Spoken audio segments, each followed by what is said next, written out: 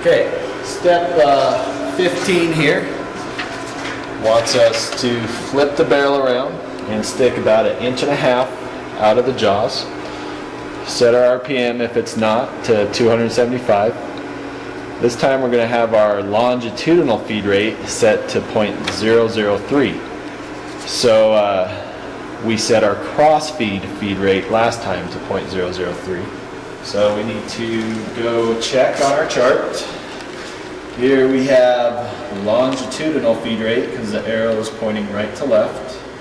I want to find 0.003 or close as I can. I have 0.0031. That's close. So it wants us to be on Roman numeral 2, CET, and column number 5. So we're on 2, C, E, T, and 2 down here. That should be on 5, sorry.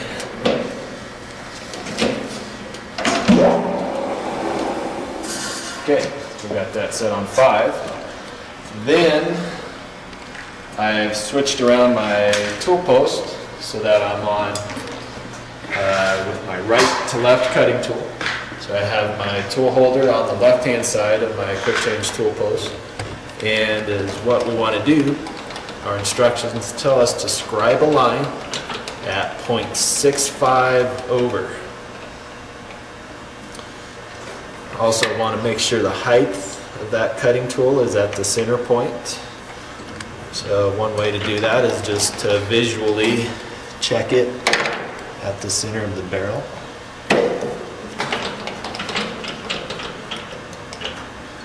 And to measure over 650 thousandths, one way to do that is to use our calipers.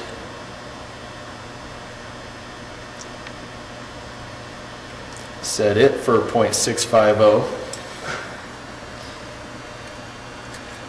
and visually line the tip of that cutting tool up to the end of our depth gauge there. Now if you're building the space shuttle, you might not want to do it this way. It's probably not accurate enough, but for what we're working on, that should be good. So I line up that cutting tool. I'm just going to turn it on, and I'm going to transfer that scribe into the metal.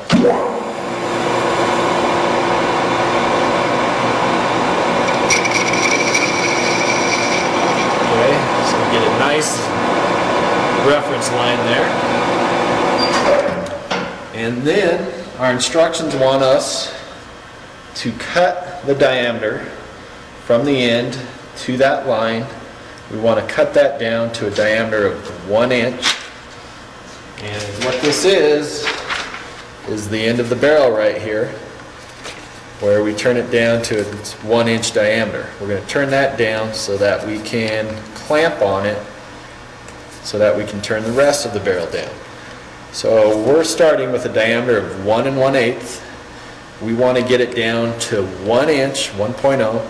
So we need to take it down. We need to take off 125 thousandths, 0.125, or 1/8 of an inch.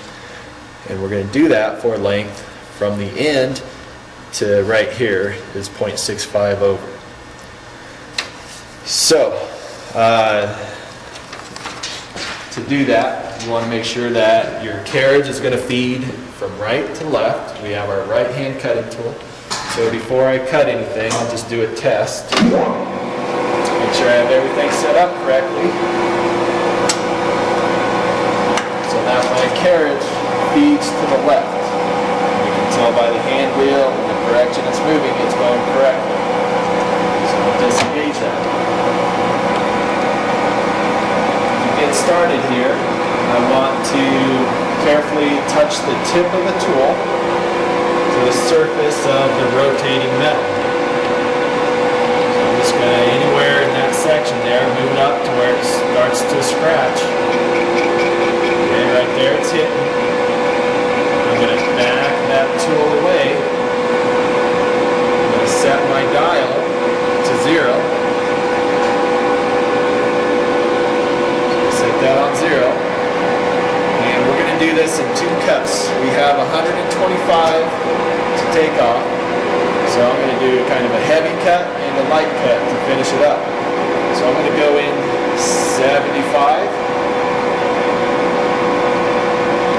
So I turn my cross feed dial in 75. I'll move it up close and engage my feed. Let the lathe do the work here and cut that metal.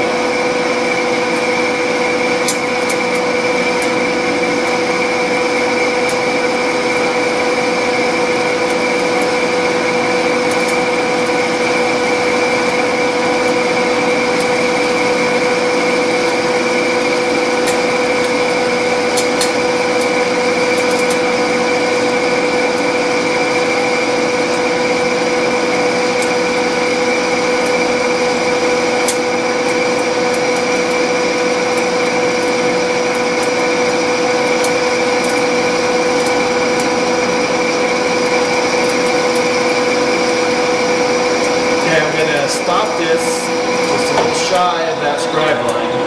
Don't want to go all the way just yet. Okay, now I'm going to just back it straight over, and this time I'm going to go in the rest. So I'm going to move it to 125. So this should be taken off and be real close to our final cut. We don't want to mess this up though, so instead of going right to 125, I'm going to go just a little short. I'm going to go to 120.12. And we're going to take a test cut. That means I'm just going to cut a little bit and then stop and measure.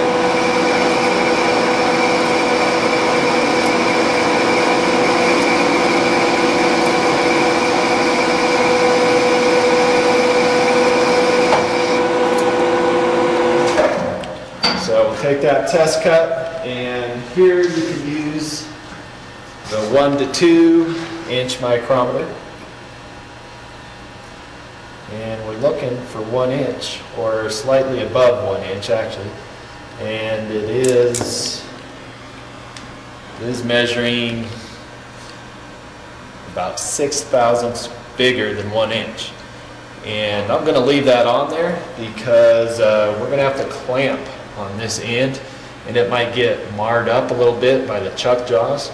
So if I leave it a little extra on there, I can come back and either file or recut it if I need to and make it a perfect 1 inch. So I'm going to go ahead and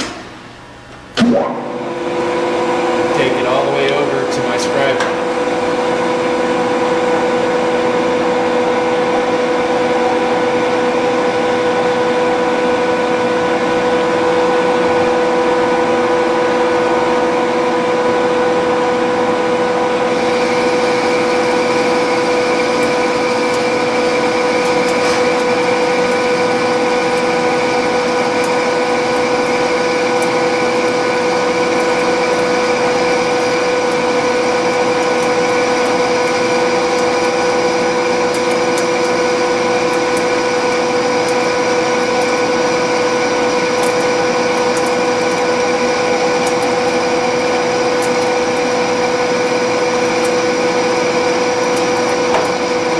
Stop the feed a little early, and I'll finish that off by hand.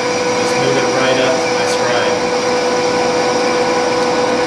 Get there, you back that tool out, move it away.